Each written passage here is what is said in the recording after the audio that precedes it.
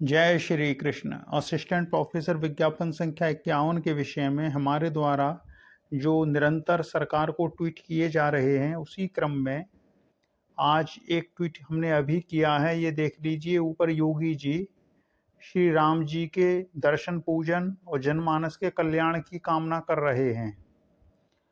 तो आप जैसे आज किसी ने यूट्यूब पर कमेंट में लिखा था कि हमने ट्वीट किए और उसका असर नहीं हो रहा है, तो असर ऐसे दिखाई नहीं पड़ता है। जैसे बदबू जो होती है उसको फैलाने की ज़रूरत नहीं होती, वो बिना किसी प्रयास के फैल जाती है। तो आप एक गलत ट्वीट लिखकर देखिए, तुरंत एफआईआर और गिरफ्तारी हो जाएगी। तो ये कहना कि ट्वीट से कुछ होता ही नहीं है। अब आप जो अच्छे ट्वीट कर रहे हैं उन पर भी संज्ञान लिया जाता है, लेकिन वो आपको दिखाई नहीं पड़ता है। गलत चीज़ पर तुरंत संज्ञान हो जाता है, वो आपको दिखाई पड़ जाता है। तो अगर प्रदेश का मुख्यमंत्री ऊपर कोई ट्वीट कर रहा है और उसके नीचे आप उसकी व्यंग आलोचना लिख रहे हैं कि क्या मेल है दोनों में, तो जो दूसरे लोग हैं जो देखने आए हैं, पढ़ने आए हैं, तो प्रतिकूल स्थिति बन जाती है उस व्यक्ति के लिए, इसने ट्वीट किया है। तो ऐसा नहीं है कि जो ट्वीट कर रहे हैं हम उसका कोई असर नहीं हो रहा है।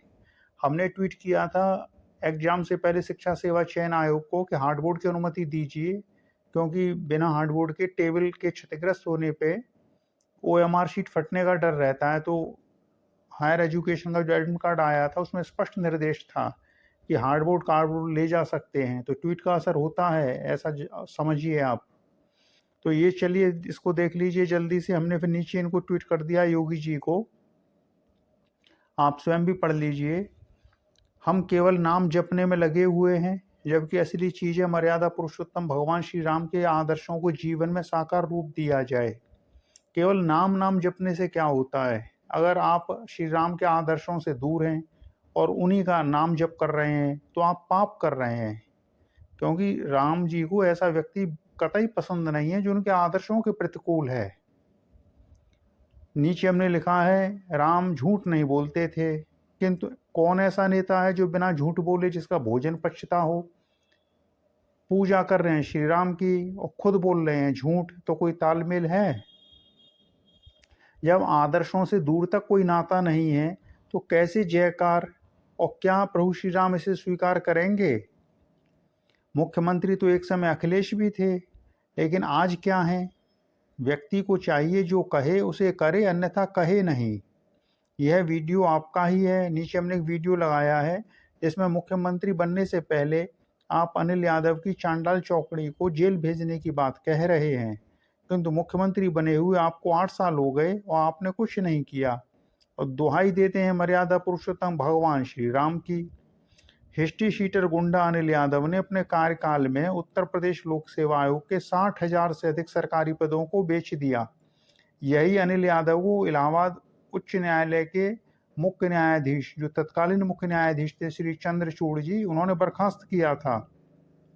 एक अभ्यर्थी जिसने हमारे साथ उत्तर प्रदेश लोक सेवा आयोग में असिस्टेंट प्रोफेसर का इंटरव्यू दिया था, चयन के बाद उसने हमसे कहा था कि पढ़ने से सिलेक्शन नहीं होता है, सिलेक्शन के लिए खर्चा करना पड़ता है। ये वही लड़का है जिसने हमारे साथ जीटीसी में इंटरव्यू दिया था और इसके ऊपर हम एक वीडियो बना भी चुके हैं। आज वही लड़का शिक्षा सेवा चयन आयोग में उपसचिव बना हुआ है। मुख्यमंत्री बनने के बाद आपने क्या कर दिया और किस जन कल्याण की आप बात कर रहे हैं?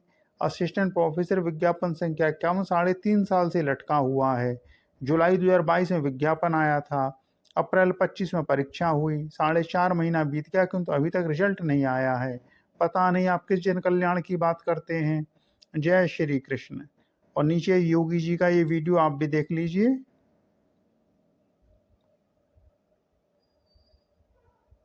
मैंने उन्हें बधाई दी है और मैंने इस बात की भी बधाई दी है कि उन्होंने लड़ाई लड़ी है। यूपीएससी के अध्यक्ष के रूप में अनिल यादव और अन्य माध्यमिक सेवा आयोग और अन्य आयोगों के अध्यक्ष। तो इस ट्वीट में हमने वीडियो का लिंक दिया है, आप उस पर क्लिक करेंगे तो वीडियो को सुन सकते हैं, जिसमें योगी जी स्वयं अपने मुखारविंद से कह रहे हैं कि अनिल यादव के भ्रष्टाचार में मुलायम सिंह यादव का पूरा खानदान लिप्त है और इस पूरे खानदान को जेल भेजेंगे।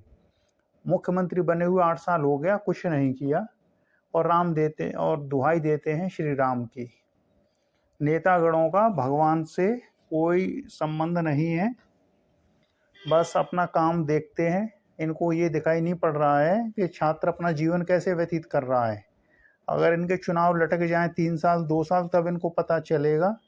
पढ़े लिखे व्यक्ति को नेता लोग मूर्ख बनाने में लगे हुए हैं, जबकि पढ़ा लिखा व्यक्ति भले उसके पास कोई पद नहीं है, लेकिन इनकी हकीकत भली भांति जानता है। सत्ता में बैठने से कोई भी व्यक्ति, भले वो मंत्री बन जाए, वो पढ़े लिखे व्यक्ति से ऊपर नहीं हो जाता है। बौद्धिक वर्ग समाज का सर्वश्रेष्ठ वर्ग होता है और समाज का संचालन बौद्धिक वर्ग को ही करना चाहिए। किंतु ये लोकतंत्र के लिए बड़ी दुर्भाग्यपूर्ण स्थिति है कि जो संचालन करता है हमारे, उनका पढ़ाई लिखाई से कोई नाता नहीं है, न वो पढ़े लिखे व्यक्ति को कोई इज्जत देते हैं, क्योंकि उनके लिए वही स्थिति है जैसे उस लड़के ने कहा था कि पढ़ने से सिलेक्शन नहीं होता है, पढ़ने के लिए, चयन के लिए खर्चा करना पड़ता है। तो तुमने कौन से झंडे गाड़ दिए? तुम्हारा कौन सा स्टूडेंट IAS हो गया, PCS हो गया?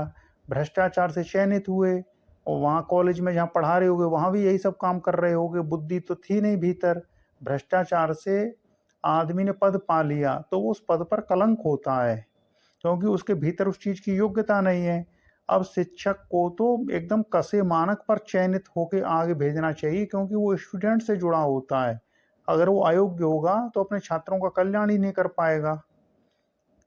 शिक्षक योग्य होना चाहिए ताकि वो अपने विद्यार्थियों का कल्याण कर सके। तो चलिए, एक छोटा सा वीडियो तो ये था। और दूसरी बात है GDC वाली। GDC में कुछ विषयों की कोई पोस्ट ही नहीं है। 1253 पोस्ट लिख दी है, लेकिन उसमें पोस्ट ही नहीं है। उसमें आपके क्वेश्चन और जो पैटर्न है वो प्रीलिम वाला रहेगा। पहले ऑब्जेक्टिव परीक्षा होगी, उसमें आपके सब्जेक्ट के क्वेश्चन रहेंगे और GS के क्वेश्चन रहेंगे। उसके बाद आपका मेंस होगा। पता नहीं कौन आके कॉपी चेक करेगा आयोग में। लोक सेवा आयोग विश्वास लायक कतई नहीं है। आयोग के भीतर भ्रष्टाचार है, उसकी CBI जांच चल भी रही है, उसके बाद भी ये लोग भ्रष्टाचार से करने से सुधरे नहीं हैं। जो व्यक्ति हिंदुस्तान में जिस जगह पर बैठ जाता है उसी जगह पर भ्रष्टाचार में लिप्त हो जाता है। चयन से पहले कुछ और होता है, चयन के बाद कुछ और हो जाता है। ये देख लीजिए GDC का स्क्रीन पर परीक्षा पैटर्न क्या रहेगा। 120 प्रश्न की एक परीक्षा होगी आपकी। हमारा भी जो एग्जाम हुआ था 120 प्रश्न का ही था।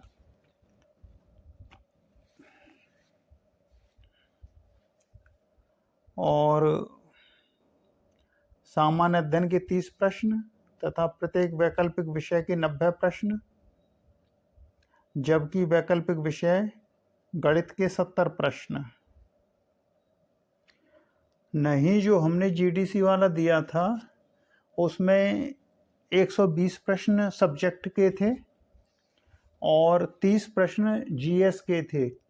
कुल मिलाकर 150 प्रश्न थे हमारे GDC वाले उसमें एग्जाम में। 2013 वाला था ये हमारा, और उसके बाद 2016-17 वाला भी हमने GDC का दिया था, 19 वाला भी दिया था। उस समय जो पैटर्न था उसमें 120 प्रश्न सब्जेक्ट के रहते थे और 30 प्रश्न GS के, कुल मिलाकर 150 प्रश्न रहते थे। और इसमें 120 प्रश्न कर दिए गए हैं, जिसमें 90 प्रश्न आपके वैकल्पिक विषय के हैं और 30 प्रश्न GS के हैं, यानी प्रश्नों की संख्या कम कर दी गई है प्रीलिम में। और मेंस का जो पैटर्न है वो परंपरागत मुख्य परीक्षा लिखित। इसमें प्रश्न पत्र की संख्या 1 होगी, प्रश्नों की संख्या 20, 10-10 प्रश्न पूछे जाएंगे, कुल पूर्णांक 200 और समयावधि 3 घंटे की रहेगी। और नीचे लिख रहा है कि प्रारंभिक परीक्षा मुख्य लिखित परीक्षा के लिए पाठ्यक्रम शासन द्वारा अनुमोदित है और साक्षात्कार होगा फिर 25 अंक का, या शासनादेश का जैसा आदेश होगा उसके अनुसार। और ये देख लीजिए, ये सब्जेक्ट वाइज पोस्ट कितनी है ये दिया गया है यहाँ पे। ये देख लीजिए आप एक नज़र में, वनस्पति विज्ञान, रसायन विज्ञान में किसमें कितनी सीटें हैं विषयों में। 1253 सीट है, कुछ विषयों की कोई सीट नहीं है।